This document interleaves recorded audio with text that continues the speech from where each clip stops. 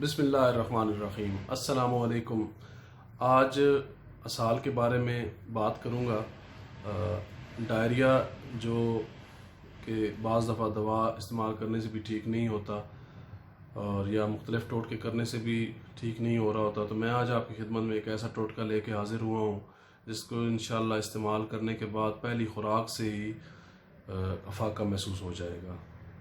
بعض دفعہ تو یہ اتنا آزمودہ ٹوٹکا ہے کہ اس کی پہلی خوراک سے ہی اسہال ٹھیک ہو جاتے ہیں۔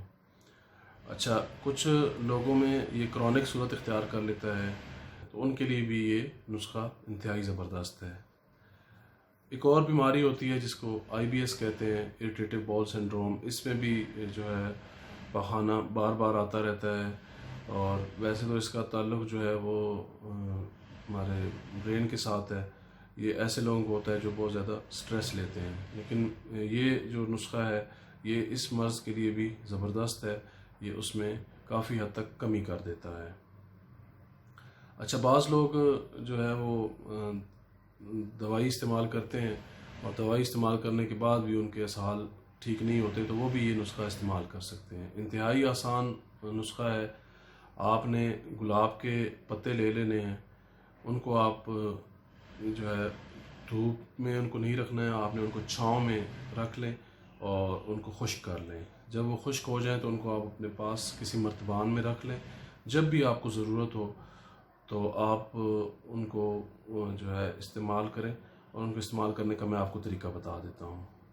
آپ 1 کپ پانی کا لیں، اس میں آپ 1 چمچ جو ہے گلاب کے پتوں کا ڈالیں، اور جو 1/4 جو ہے ٹی سپون وہ آپ نے سونف لے لینے ہیں۔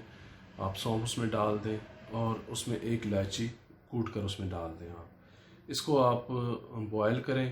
جب یہ پانی آدھا رہ جائے تو یہ پانی آپ نے پی لینا ہے۔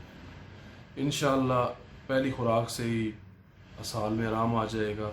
اگر مکمل آرام نہیں آتا تو اس کو آپ 1 سے زیادہ خوراکیں بھی اس کی لے سکتے ہیں۔ ویورز، پتے جو ہیں وہ آپ نے جو گلاب کے لینے ہیں وہ دیسی گلاب کے لینے ہیں۔ آج کل زیادہ تر چائنا کا گلاب آ رہا ہے جس میں خوشبو نہیں ہوتی ہے۔ دیسی جو گلاب ہوتا ہے اس میں خوشبو ہوتی ہے۔ دوسرا، پھر آپ نے جو گلاب کوشش کریں کہ آپ کو کسی جو ہے وہ کہیں پر اگر لگے ہوئے ہیں گلاب تازے پھول، آپ خود توڑ کے تو ان کو آپ ٹرائی کریں، کیونکہ اکثر مارکیٹ سے جو گلاب ملتے ہیں ان پہ بعض دفعہ کیمیکل کا بھی چھڑکاؤ ہوا ہوتا ہے۔ تو آپ کوشش کریں کہ جو گلاب آپ لیں وہ آپ تسلی کر لیں کہ وہ کسی طرح کے اس پہ سپرے یا کیمیکل نہیں ہوا۔ آپ تازہ گلاب لیں اور اس کو خود آپ خشک کریں، خشک کر کے پھر اس کو آپ محفوظ کر لیں۔ وہ آپ کو جب بھی آپ نے استعمال کرنا ہوگا تو آپ اس میں سے وہ لے کے استعمال کر سکتے ہیں۔